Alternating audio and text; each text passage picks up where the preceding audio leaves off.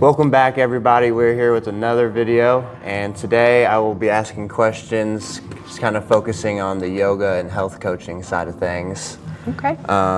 So let's get started. What originally drew you to start teaching yoga and doing health coaching? It started with an idea because I kind of traveled quite a bit and went camping a lot. And it actually started as an idea I'd get my yoga training, learn how to teach yoga so that I could go on my camping trips, my little excursions, and record a little yoga video, maybe throw it on YouTube, expecting absolutely nobody to watch it. But the idea that I could create a business and write off my camping trips as a business expense. That is how all of this started. And as I started researching and looking into different programs for yoga instructors and my yoga certification, I actually got a little more interested into it to actually teach it. And the idea of, well, maybe I could also do health coaching as well. So the more I kind of just started researching the certification, I just wanted to do more. And the idea that, this is going to be just a tax write-off as a business expense and absolutely go nowhere with the idea of teaching yoga, I think that's just God's idea of, just kind of laughing at me because he had bigger plans than what I originally anticipated. So that the desire just grew into more than just my own personal gain of being able to travel and have fun, throwing something on the internet just to write it off. And the more I researched that, the idea of let's do health coaching too. Let's see how we can actually impact people's lives, and that grew into the wellness spa too. So during yoga, what kind of atmosphere or experience do you try to give your clients?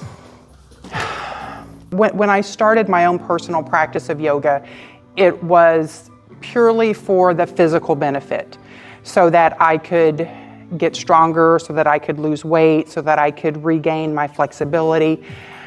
And the more I became stronger and more flexible, the side effect of that was the mindfulness and the reconnection to my spiritual self. I was raised with a very kind of strict Christian background, and with the idea that the practice of yoga was anti-Christian. And so I kind of struggled with it in the beginning, and as I went through my training and they taught the sutras and the idea of spiritualness. Yoga itself is based in the Hindu culture, but it is not a religion.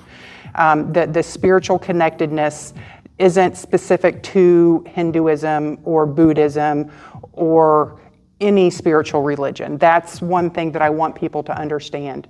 And so the atmosphere that I create is a very spiritual atmosphere, and I want to honor the foundation of the yoga practice, the yoga tradition, but I also bring in my own Christian connection to that, because for me, I think it's very, very important to show that the ideas of yoga is very parallel to our Christian beliefs. And I'm typically infusing verses from the Bible that correlate with the yoga practice, because I don't think they're separate. I think that spiritual connection, whatever you believe in, whether it's again Hinduism, whether it's Catholicism, whether it's Jehovah's Witness or Mormonism or Christianity. I think that the foundation of all of those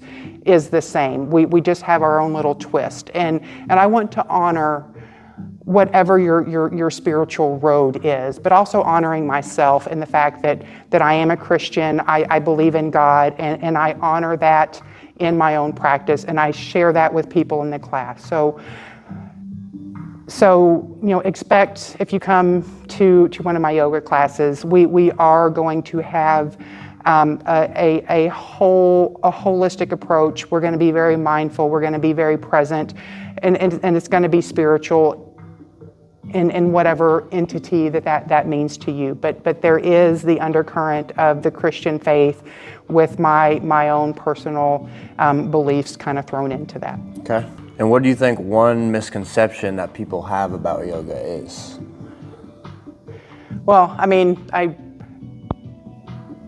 would you say that people separating it from, having a base religion to funnel through that?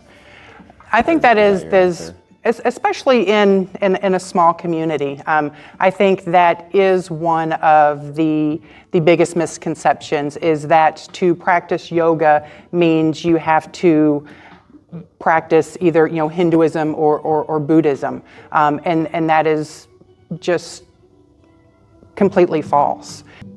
The foundation of yoga is to reach spiritual enlightenment, meaning that just to have your own personal connection to your higher power, whatever that means to you. I mean, that it is not tied to any certain religion. What are the most common challenges people come to you with during health coaching? Drive that drives most people to seek out health coaching is weight loss. That is what they tell themselves, that's why I'm going to seek health coaching. But oftentimes with the first few sessions, we're able to kind of unravel a few things and get to the underlying idea that maybe weight loss isn't the most important thing for their health. And I think that's kind of an eye-opener for a lot of people, because during our first session, I mean, we typically, you can have like a consultation call that's kind of a short, kind of 30-minute phone call where we can kind of talk about your goals and whether you're ready for coaching. But our first session is about an hour and a half, and I ask a lot of questions, and it's not about the reason why you came to health coaching. It's a very, very broad range of hitting all the pillars of health, because your weight loss isn't just about the food that you eat. Your weight loss is about your social relationships. It's how much stress in your life. It's how well are you sleeping at night. How often are you having a bowel movement. It's your financial health, your spiritual health. It's the whole picture. And so we talk about each and every one of those things. And sometimes we kind of uncover some underlying issues that may be a little more important than the weight loss. And a lot of times the weight loss is a side effect of addressing those other problems or concerns. The challenges are so individualized, but the initial reason most often is weight loss, but the challenges are often not the weight themselves, which makes it fun and interesting, and that's why health coaching is such a great tool, because, well, number one, it kind of helps understand why I've been doing all of these things and I'm not losing the weight, because maybe you're focusing on the wrong thing, and that it's so individualized, because